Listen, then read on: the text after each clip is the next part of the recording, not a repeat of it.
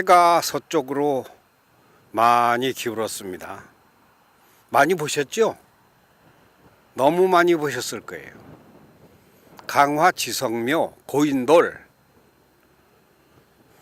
그리고 앞에 우리 문화원장님이 고인돌에 대한 이야기를 좀, 이게 앞에 편집될라나 뒤에 편집될라나 모르겠네요. 하여튼 강화문화원 황완익 원장님이 이 얘기를 좀 해주셨어요. 들으시면 아실 거고요. 저는 지금 대한민국과 세종, 미래 100년, 과거와 현재와 미래로 가는 대한민국의 우리 후손들,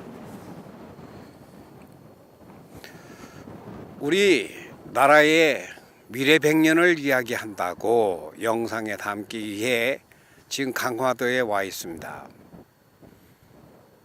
그러면 강화도와 세종은 무슨 관계가 있을까요? 아무 관계도 없다고 생각해도 그냥 그만이에요. 그러나 관계가 있습니다. 지금부터 제가 하는 말은 그냥 인터넷에서 검색되는 말이 아닌 것만 하겠습니다. 자, 좀 크게 나가 봅시다. 세종이 어떤 도시입니까? 강화도하고 비슷한 게 있다면, 아니 같은 게 있다면은 세종은 지금 행정중심 복합도시인데 사실은 행정수도 격이죠. 그러나 미래 100년에는 대한민국의 수도가 될 것으로 돼야 되고, 미래 100년에 우리 후손들은 대한민국 수도를 세종으로 정할 것이다, 그렇게 믿는 입장에서 강화도는 고려의 38년간 수도였었어요. 그리고 지금 현재 대한민국의 7년째 세종시가 행정 수도 격입니다. 그거는 동질성이 있어요. 그런데 여기 와서 제가 남이 안 한 이야기, 방송국에서 안 했고 처음으로 하려고 하는 이야기는 검색되는 게 아니라 그랬죠. 무슨 이야기일까요? 지금부터 그걸 하겠습니다. 우리는 우리가 행복한 것이 가장 잘 사는 삶이고 그것이 미래라고 확실하게 알고 있습니다. 맞아요, 맞아. 그런데 저는 그렇게 말하지 않고 대한민국이 미래가 밝고 대한민국이 행복해야 된다. 왜 그럴까요? 가정은 대한민국 속에 들었습니다. 대한민국 없는 가정은 부부도 아니에요. 누가 부부라고 증거합니까? 그건 주민등록이 증거하잖아요. 무법자들은 부부고 딸이고 인정하지 않습니다. 잡아다가 위안부도 한 적이 있었어요. 잡아다가 총알바지로 전쟁터에 학도병으로, 징용으로, 뭐 산업시설로, 이건 국가가 없으면 가정은 유지되지 않습니다. 그럼 나라가 뭐냐? 나라는 처음에는 한 가정이었었어요. 성경대로 말하면 아담과 하와뿐이죠. 거기서 둘을 낳습니다. 거기서 또 둘이 넷을 낳습니다. 낳고 낳으면은 그게 한 집이에요, 다른 집이에요? 똑같은 한 집입니다. 식구가 많아진 것뿐이에요. 할아버지, 아들, 아버지, 또 그 아들, 손자, 식구가 많아진 것뿐이지 같은 한 가정입니다. 이게 잔뜩 커지면 어떻게 되느냐? 그러면 그것이 씨족사회입니다. 씨족사회, 부족국가, 여러분 부족사회 들어봤죠? 자, 대한민국, 아니 고조선 어떻게 세워졌습니까? 많아지니까 한 가정에서 한 게 아니고 가정과 가정이 많아지니까, 그게 이제 족보에 보면 파가 있고 그 계보가 있잖아요. 인구가 있잖아요. 지금 이 고인돌은 무덤이라고 하는데, 무덤이라고 알든 뭐 무엇이라고 알든지 간에 이것은 어떤 시대의 것이냐 하는 것만은 우리가 알 수 있습니다. 청동기 시대라고 하는데 그때는 국가가 아니에요. 아직은 어떤 뭡니까? 부족이에요. 부족이라는 건 우리나라의 지금 학자들의 말에 의하면 5천 명에서 10,000명 정도 되면 일개 부족이라 했습니다. 그러니까 삼한 부족입니다. 부족. 삼한의 진한 하나의 부족이에요. 변한 하나의 부족이에요. 같은 한 씨들, 기씨들, 한민족, 할아버지는 올라가면 같은 거죠. 그렇게 해서 부족을 이루고 사는데 결국은 이것은 무슨 과정이냐 하면은 국가가 만들어지는 과정 중에 한 모습입니다. 여기서 우리는 대한민국을 생각해야 되고 예전에 한 가정에서 2가정, 10가정, 100가정, 10,000가정으로 늘었던 것을 생각해 볼 수 있습니다. 다시 말하면 대한민국은 하나다. 대한민국은 나만 행복해서 되는 게 아니다. 우리 집 애만 잘 커서 되는 게 아니다. 옆집 애가 사고를 치면은 몇 집이 다 불편해요. 미국의 총기 사고 같은 거 보세요. 하나가 말썽을 부리면은 동시에 10명도 죽지 않습니까? 우리가 화장실 강남 화장실 살인 사건 이런 거 그게 무슨 사이코가 됐든 조울증이 되었든 이 나라 전체가 편해야 됩니다. 부족 전체가 편해야 되고 국가 자체가 편해야 돼요. 세종시는 이렇게 나라 전체의 중심에 서서 앞으로 이 나라를 이끌어 가야 될 도시입니다. 부산도 이끌고 대구, 광주 다 이끄는 거 맞아요. 그러나 세종은 나라 살림을 하는 본부가 들어와 있는 청사가 있는 곳입니다. 그러니까 세종에서 우뚝 세워야 될 게 있어요. 국가의 존귀성. 그것이 곧 가정의 존귀성이 된다. 내 아들만 잘 크면 되는 게 절대 아니에요. 옆집 애가 잘 커야 돼요. 내 딸만 잘 커서 안 돼요. 옆집 아들도 옆집 딸도 잘 커야 돼요. 다 우리는 나중에 사돈이 되고 부부가 되고 그래서 또 이렇게 피가 같이 섞입니다. 대한민국 전체가 잘 돼야 돼요. 여기 와서 고인돌 지성묘라고 하죠. 이걸 보면서 나라를 생각해 보자. 그리고 이제 고려 궁터에도 갈 것입니다. 해가 저물어서 오늘 못 가고 차고서 내일 가야 될 듯도 싶고요. 자, 지성묘 잘 보셨죠? 무슨 생각을 하며 보셨습니까? 우리 집의 표대는 뭔가? 우리 집의 정신은 무엇인가? 대한민국의 정신은 무엇인가? 참성단에서 말했습니다. 경천애인 홍익인간. 캐캐묵은 옛날 말이 아니에요. 딱 지금 필요한 말이에요. 위로 하늘을 섬기고 아래로 사람을 사랑하고 부인만 사랑하는 건 사랑이 아니에요. 아들만 사랑하는 건 온전한 사랑이 아니에요. 모두를 사랑하고 끌어안고 그리고 본인은 사랑받게 해야죠. 사랑을 안 준다고만 뭐라고 할 게 아니라 사랑받을 수 있도록 살아야죠. 그리고 사랑 줄 수 있는데도 사랑을 안 주면 그것도 또 안 되는 거예요. 왜? 우리는 한 가족이니까. 가족, 가정, 대한민국 하나다. 이 말씀 드리려고 오늘 바람 많이 부네요. 여기 왔습니다. 그러니까 강화하면은 지성묘가 있잖아요. 그렇죠. 지성묘 연대는 그게 그러니까 물론 저희들이 강화에는 우리나라의 우리 선생님께서도 지성 도인돌이 고인돌이거든요. 예. 고인돌이 몇 개 정도 있냐면은요, 약 한 4만 개가 있다 그래요. 강화에만 아니 우리나라에. 나라에 우리 강화는 그 중에서 152기가 있다 그래요. 그런데 이 152기 중 71기가 2000년 12월 달에 유네스코 세계 문화유산에 등재를 됐죠. 그래서 등재될 당시에 가장 대표적인 고인돌이 강화 지성묘가 되겠습니다. 부근리에 네, 있다. 부근리에 있는 지성묘가 되는데 사적제 137호로 지정된 부근리 지성묘가 되겠습니다. 이 고인돌은 우리가 아시다시피 청동기 시대의 족장의 무덤이다 이렇게들 많이들 말씀을 예, 하시죠. 그렇게 알죠. 예, 그런데 뭐 무덤이라고도 생각할 수도 있지만 요즘 학자들은 무덤보다는 다른 용도로 쓰였을 것이라고 많은 분들이 얘기를 해요. 특히나 이 지성면은 큰 거석으로 만들잖아요, 돌로요. 예, 그렇죠. 그래서 많은 인원이 필요했고 또 그 규모가 웅장할수록 그 부족의 세력이 가장 강하지 않았나 이렇게 생각하는 상징물이 되겠습니다. 예.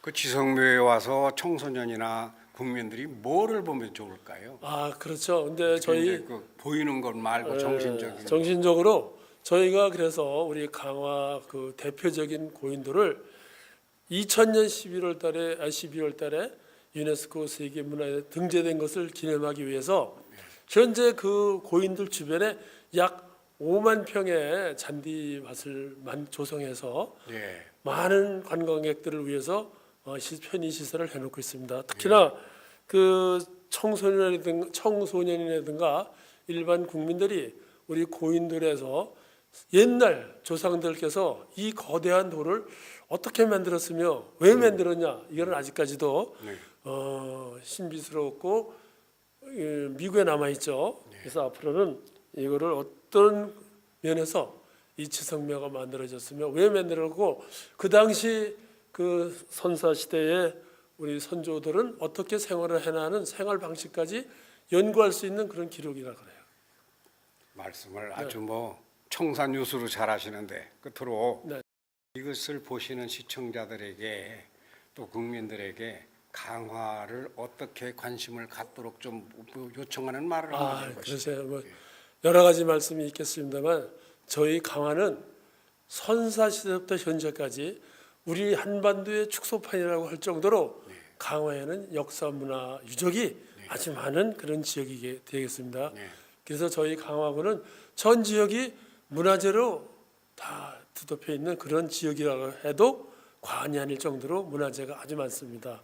물론 이 문화재를 이용해서 아주 활용을 해가지고 우리가 앞으로 우리 생활이나 또 미래에 대한 그 관심이라든가 또 특히나 외지에 있는 관광객들이 많이 오셔서 편히 쉬고 즐길 수 있는 그런 문화 공간으로 역사 문화 공간으로 저희가 만들어야 하지 않나 이렇게 생각이 됩니다. 그게 지금 군수님이 계시고 위에 특별자치시장님이 계시고 한데 예. 정부에게 뭐 좀 지원해 어떻게 해줬으면 좋겠는 거 한마디 생각 있으세요? 글쎄요, 뭐 지금 현재 저희 강화 군수님이라든가 인천시장님이 잘해주시죠. 저희 강화군에 대해서 참 많이 지원을 해주고 계십니다. 그러나 좀 더 저희 강화가 아까 말씀드렸듯이 우리 한반도 역사의 축소판이라고 했잖아.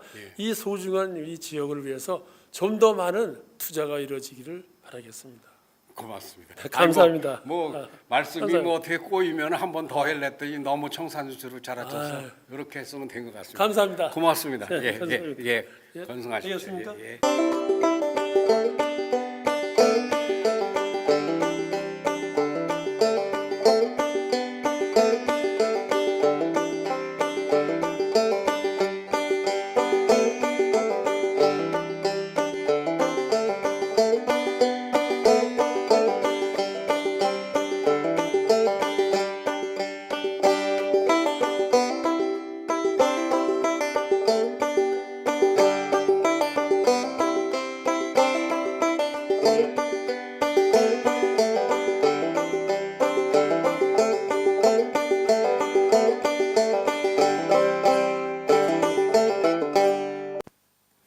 대한민국 개국 선언 100주년 맞이 대한민국과 세종 프로젝트를 진행하고 있는 가운데서 지금은 강화도와 세종이라는 작은 분류를 가지고 강화도에 와 있어요.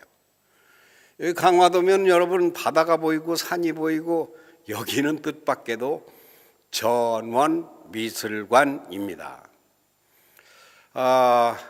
이것이 단군 왕검에 뭐 그렇게까지 나갈 건 없지만 하여튼 참 귀한 분을 만났습니다. 대한민국 사립미술관 등록 1호. 그거 참 그 대단한 여러분 충격 아닙니까? 미술 우리 세종시도 결국은 지금은 뭐 부수고 길 내고 닦고 건물 짓고 하지만 세종시의 결론은 무엇일까요? 문화예술. 그러면 그것이 문화예술은 뭘까요? 어제보다 오늘이 더 행복한 삶, 삶의 기쁨이 누리는, 삶의 기쁨은 배불러서 되는 게 다가 아닙니다. 통장이 부자라서 다가 아닙니다. 삶의 가치가 있어요. 그것 중에 하나가 문학이니 노래니 연주니 많이 있지만 미술 어떻습니까? 인간의 문명 발달의 가장 기초가 미술입니다. 글씨 전에 미술 맞죠? 그런데 결론도 미술로 갈 거예요. 제가 지금 여기에서 영상으로 이거 찍고 있는 것도 그 미술 행위와 비슷합니다. 자, 이쯤 하고 전원미술관이 국내 1호다. 강화도에 있다. 여기 와서 전원미술관 관장님을 만났습니다. 지금 내가 차 한잔하면서 좀 들어봤는데 세종에 이런 분이 있었으면 좋겠어. 세종이 이런 분의 이야기를 제 주변에요 그림하는 사람들 굉장히 많습니다. 세종에 다 훌륭하세요. 내가 아는 사람 이름은 여기서 구태야 안 되지만 여러 사람이 있어요. 내가 그 사람들을 볼 때마다 내가 하품을 하는데 놀라는데 존경하는데 오늘 만나뵌 분과 그렇게 같이 어울렸으면 좋겠어. 나이도 내가 만나는 그 미술을 하는 사람들하고 나하고 다 엇비슷한 것 같더라고요. 자, 여러분 유광상, 광상 이응이 2개 들어간 발음이 쉽지 않아요. 유광상 전원미술관 관장님을 모셔볼 겁니다. 유광상 관장님 반갑습니다. 네, 안녕하세요. 아이고 이거 반갑습니다. 친구 만난 기분이요. 친구 만난 기분이요. 예, 아주 먼 길 오시느라고 고생 많으셨습니다. 내가 여기 와서 뜻밖에도 네. 이 관장님을 만났다는 건 나 행운인 것 같아요. 오고 보니까 대한민국 사립박물관 1호 맞죠? 네, 제가 이 미술관을 지게 1995년도에 이제 본래 동경에서 공부하고 동경에서 활동하다가 네. 이제 한국에 와서 미술관을 지으려고 하다 보니까 그 당시에 그 미술관법에 의해서 문화관광부 장관의 승인이 없이는 미술관을 지을 수가 없어서 등록을 하다 보니까 최초의 사립미술관 생존 작가 사립미술관 1호가 되었습니다.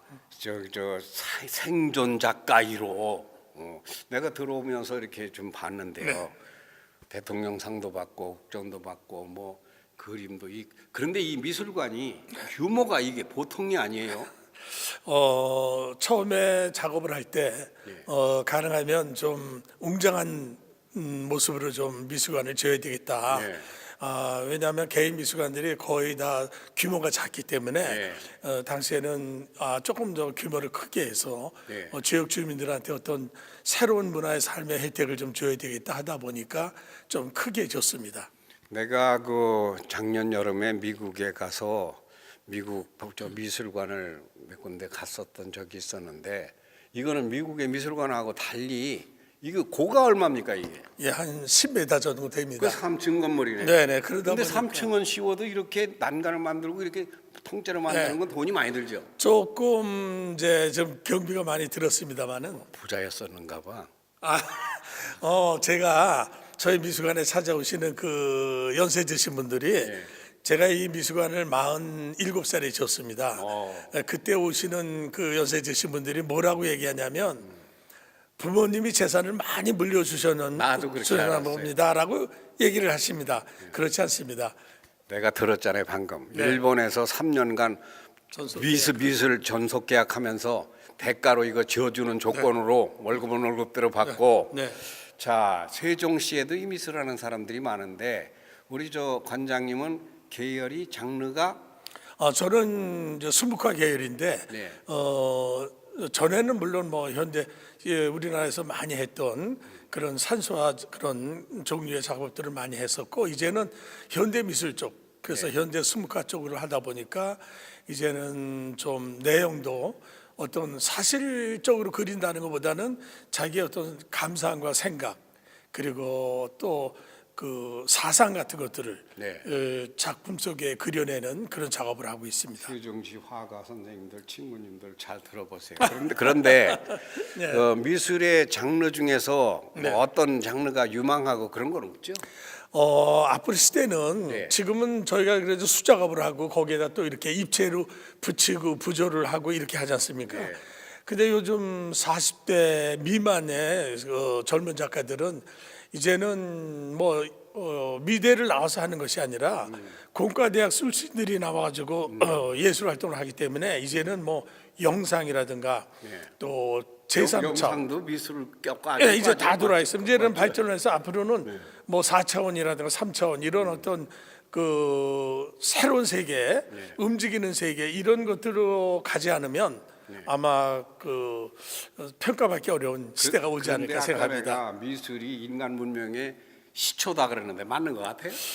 물론 그런 것이 없이는 옛날에 왜 글씨 없을 적에 그림으로 의사 표현했잖아. 거의 다 이제 뭐 카메라도 없고 이랬을 때 그때는 아니 한 3,000년 전. 그러죠. 거의 다 이제 그림으로 표현을 했죠. 벽화라든가 그렇죠. 예, 예. 뭐 이렇게 작품으로 한 것이 아니라 그렇죠. 그때 당시의 생활사를 벽에다 그린다든가 뭐 그게 이렇게 소통이야. 기록을 남겼던 거죠.